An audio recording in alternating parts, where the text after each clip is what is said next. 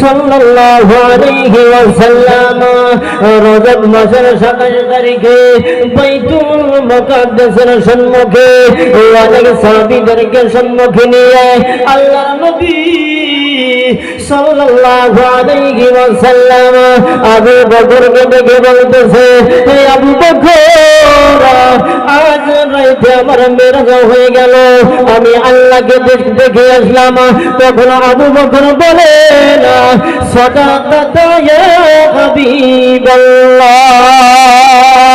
আবু বকর বলতেছেন, হুজুর, আপনি যা বলেছেন সত্য সত্য বলছেন। আল্লাহর নবী সাল্লাল্লাহু আলাইহি ওয়াসাল্লাম বলতেছে, হে আবু বকর, প্রশ্ন নাই, জিজ্ঞাসা নাই, এত তাড়াতাড়ি আমার মেরাজের ঘটনা কেমন করে বিশ্বাস করে নিলা?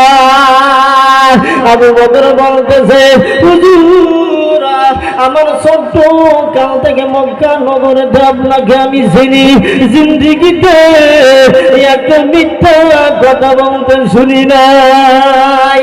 হুজুর,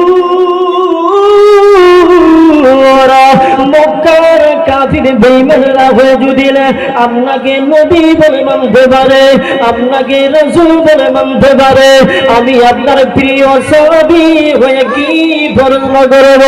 হুজুর, আপনি যা বলেছেন সত্য সত্য বলেছেন। আল্লাহর নবী সাল্লাল্লাহু আলাইহি ওয়াসাল্লাম বলতেছে, হে আবু বকর, তুমি যেমন করে আমার মেরাজের ঘটনা শোনার সঙ্গে সঙ্গে বিশ্বাস করে নিতে পারলা, মাইনে নিতে পারলা, আমি তোমাকে কেমন করে খালি শূন্য হাতে ফিরে দেই? আবু বকর বলতেছে, হুজুর, আপনি আমাকে কি দিবেন একটু বলেন?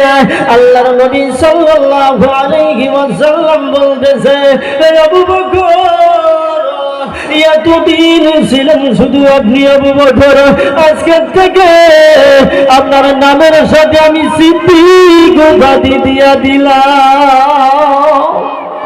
আমি আপনার নামের সাথে সিদ্দিক উপাধি দিয়ে দিলাম। সিদ্দিক মানে কি ভাই? সিদ্দিক মানে সত্যবাদী।